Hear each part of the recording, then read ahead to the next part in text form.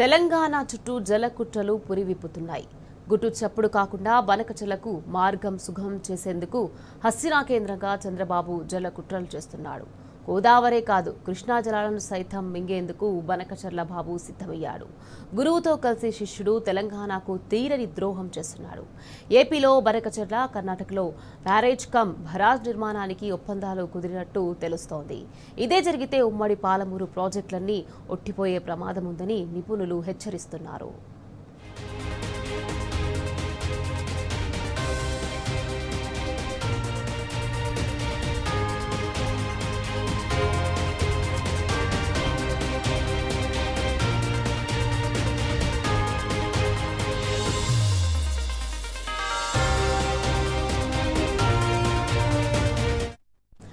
తెలంగాణకు ప్రాణ జీవధారాలైన కృష్ణా, గోదావరి జలాలపై కుట్రలు జరుగుతున్నాయి. 2.5 ఏళ్లుగా సీఎం రేవంత్ రెడ్డి కాళేశ్వరం, పాలమూరు రంగారెడ్డి ప్రాజెక్టుల వైపు కన్నెత్తి చూడలేదు. కానీ గత కొన్ని రోజులుగా ఆయా ప్రాజెక్టుల విషయంలో హడావుడి చేయడంపై అనుమానాలు వ్యక్తమవుతున్నాయి. అధికార గడువులో సగం కాలం గడిచిపోయినా ఏ ఒక్క ప్రాజెక్టులోనూ ఇటుక పేర్చని కాంగ్రెస్ ఇప్పుడు ఏకంగా ప్రాజెక్టులను పూర్తి చేస్తామంటూ ఆర్భాటపు ప్రకటనలు చేస్తున్నది. ఇక మరోవైపు తెలంగాణ ఏర్పడిన నాటి నుంచి ఏ ఒక్కనాడు అల్మట్టి ఎత్తు, పెంపుగాని, తుంగభద్ర, భీమా ప్రాజెక్టుల వైపు తొంగిచూడని కర్ణాటక ప్రభుత్వం కొన్ని రోజులుగా ఒకటెనక మరొక ప్రతిపాదనలు తెరపైకి తెస్తున్నది.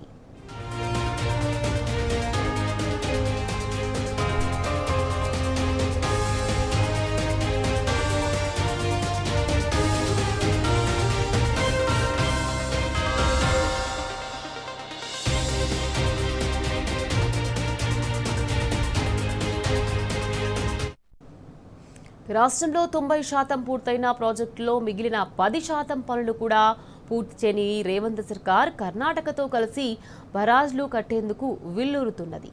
కృష్ణాలో 750 టీఎంసీలు సాధిస్తామంటూ బీరాలు పలికిన కాంగ్రెస్ ప్రభుత్వం బ్రిటిష్ ట్రిబ్యునల్ విచారణ ముగింపు దశలోనే వచ్చిన తరుణంలో నీటి కేటాయింపులపై ఏపీతో ఒప్పందానికి సిద్ధమైంది.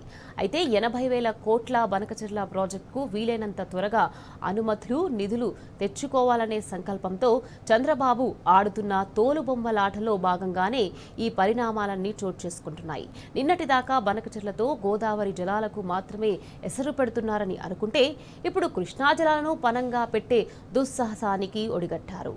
ఉమ్మడి పాలమూరు జిల్లాకు ఊపిరిపోసే జూరాల, శ్రీశైలం జలాశయాలకు చుక్క నీరు రాకుండా ఏపీ, కర్ణాటక తయారు చేసిన ప్రతిపాదనలకు రేవంత్ సర్కార్ సహకరిస్తున్నది.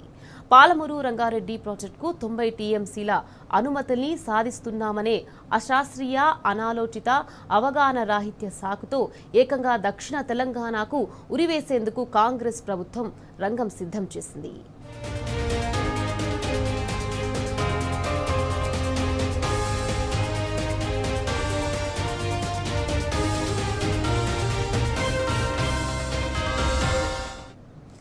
ఏపీ సీఎం రగిలించిన బనకచర్ల చిచ్చుపై తెలంగాణ సమాజం ఒక్కసారిగా కన్నెర చేయడంతో తెర మీద హడావుడి తగ్గింది.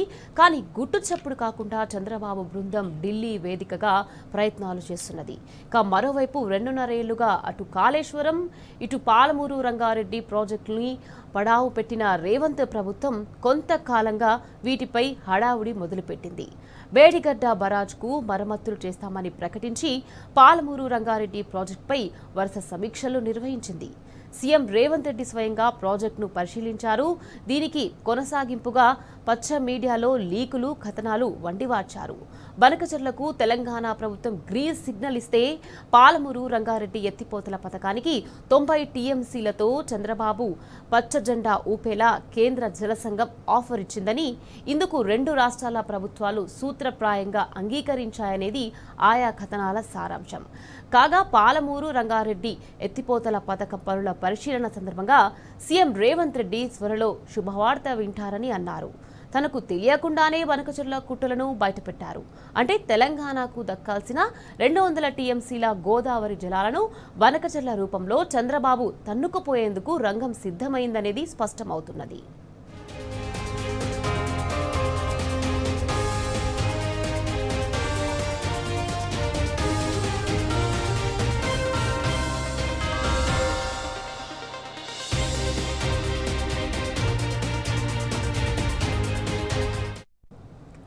బనకచెర్లకు తలూపితే పాలమూరు రంగారెడ్డి ఎత్తిపోతల పథకానికి వచ్చే అదనపు ప్రయోజనం ఏమిటని సాగునీటి రంగ నిపుణులు ప్రశ్నిస్తున్నారు.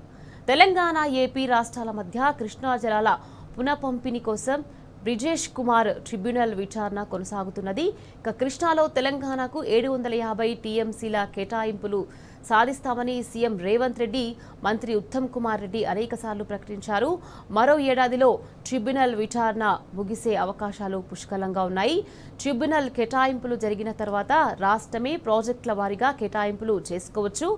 పాలమూరు రంగారెడ్డి ఎత్తిపోతల పథకానికి 90 కాకపోతే భవిష్యత్తులో పెరిగే తాగు, సాగునీటి అవసరాలకు అనుగుణంగా 120 టీఎంసీలు కేటాయించుకునే స్వేచ్ఛ, వెసులుబాటు ఉంటుంది.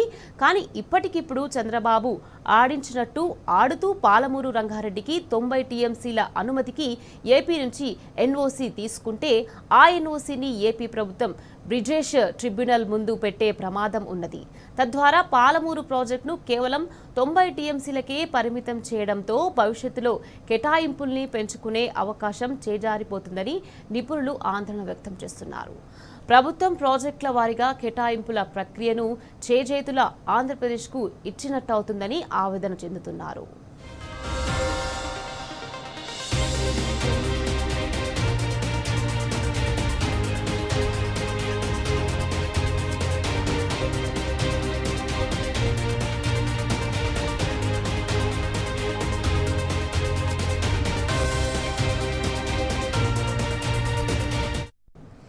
కృష్ణా జిల్లాలో తెలంగాణ కేటాయింపుల్ని పెంచుకునేందుకు కేసీఆర్ ప్రభుత్వం మోదీ సర్కార్పై ఏళ్ల తరబడి ఒత్తిడి తెచ్చింది. సుప్రీంకోర్టు దాకా వెళ్లి కొట్లాడింది. 10 ఏళ్ల పాటు కేసీఆర్ ప్రభుత్వం సమర్థవంతంగా వాదనలు వినిపించింది. కాంగ్రెస్ ప్రభుత్వం దీనిని కొనసాగిస్తున్నది. పుష్కర కాలంగా సాగుతున్న ట్రిబ్యునల్ విచారణ చివరి అంకానికి చేరింది. చివరికి బ్రిజేష్ కుమార్ ట్రిబ్యునల్ రూపంలో న్యాయమైన వాటా దక్కుతుందనే ఆశాభావంతో తెలంగాణ సమాజం ఉన్నది. ఇలాంటి క్లిష్టమైన సమయంలో ఆంధ్రప్రదేశ్తో రాజీ పడడం ప్రమాదకరమని సాగునీటి రంగ నిపుణులు హెచ్చరిస్తున్నారు. పాలమూరు రంగారెడ్డికి 90 టీఎంసీల కేటాయింపులకు ఏపీ ఎన్ఓసీ ఇస్తే ఆ పత్రాన్ని ట్రిబ్యునల్ ముందు ఉంచుతుంది. దీంతో 2 రాష్ట్రాల ఒప్పందాలు చేసుకుంటే మాతో ఏం పనని బ్రిజేష్ కుమార్ ట్రిబ్యునల్ చేతులెత్తేస్తోంది. మిగిలిన జలాలపైన ఇదే రీతిలో రాజీ చేసుకోమని చెప్తే తెలంగాణ కన్న కలలు పెట్టుకున్న ఆశలకు సమాధి కట్టినట్టు అవుతుందని నిపుణులు ఆందోళన వ్యక్తం చేస్తున్నారు. ట్రిబ్యునల్ ముందు వాదనలు వినిపించి కేటాయింపుల్ని సాధించుకోవడమే రాజ్యాంగం ఇచ్చిన హక్కు అని గుర్తు చేస్తున్నారు.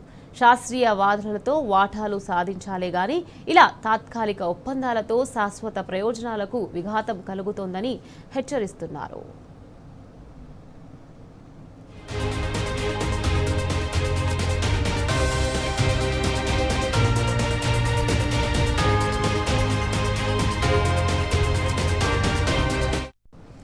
బచావత్ అవార్డు మేరకు గోదావరి జలాల్లో ఏపీకి వచ్చే వాటాల ప్రకారం ఆ రాష్ట్రం ఇప్పటికే సంపూర్ణంగా ప్రాజెక్టులు కట్టుకున్నది. వినియోగం కూడా దాదాపుగా అదే స్థాయిలో ఉన్నదని ఇంజనీర్లు చెప్తున్నారు. అంటే బనకచెర్లకు తెలంగాణ అంగీకరించినట్టయితే కేంద్రము 200 టీఎంసీల నికర జలాలను కేటాయిస్తోంది. అంటే గోదావరిలో ఏపీ కేటాయింపుల పరిమాణం 516 నుంచి 716 టీఎంసీలకు పెరుగుతోంది. ఇలాగే తెలంగాణ వాటా కూడా పెరగాలి. కానీ రేవంత్ సర్కార్ మాత్రం రాష్ట్రానికి గతంలో కేటాయించిన 968 టీఎంసీలు ఉంటే చాలని అంగీకరిస్తున్నది. దీంతో ట్రిబ్యునల్ అవార్డు చేసిన కేటాయింపులకు విఘాతం కలిగి బచావత్ అవార్డు మనుగడ ప్రశ్నార్థకంగా మారుతోంది. అంతేకాకుండా అంతర్జాతీయ జల ప్రమాణాలకు అంతుబట్టని సముద్రంలో కలిసే జలాల వినియోగమంటూ చంద్రబాబు ప్రతిపాదిస్తే రేవంత్ సర్కార్ సైతం అదే పాట పాడింది. అయితే గోదావరి బెసిన్లోని మహారాష్ట్ర, ఛత్తీస్గఢ్, కర్ణాటక, ఒడిశా వంటి రాష్ట్రాలు కూడా మున్ముందు ఇదే విధంగా సముద్రంలో కలిసే 1000 టీఎంసీల్లో కొంత తాము వాడుకుంటామని అనుమతులు కోరుతారు. అంతెందుకు గోదావరి, కావేరీ అనుసంధానం అంటూ హడావుడి చేస్తున్న కేంద్ర ప్రభుత్వం ఇలాగే రేపు 100 టీఎంసీల గోదావరి జలాల్ని తమిళనాడుకు మళ్లించేందుకు బనకచెర్ల ఒక ప్రతిపాదిక అవుతోంది. సముద్రంలో కలిసే జలాల సూత్రానికి ఇప్పుడు తెలంగాణ తలూపితే రేపటి నాడు ఇతర రాష్ట్రాల సుప్రీం కోర్టుకు వెళ్లి దీనిని ఒక ఉదాహరణగా చూపుతాయి. ట్రిబ్యునల్స్ ముందు వాదనలోనూ దీనిని వాడుకుంటే తదుపరి పరిణామాలకు బాధ్యులెవరు అని సాగు నీటి రంగ నిపుణులు ప్రశ్నిస్తున్నారు.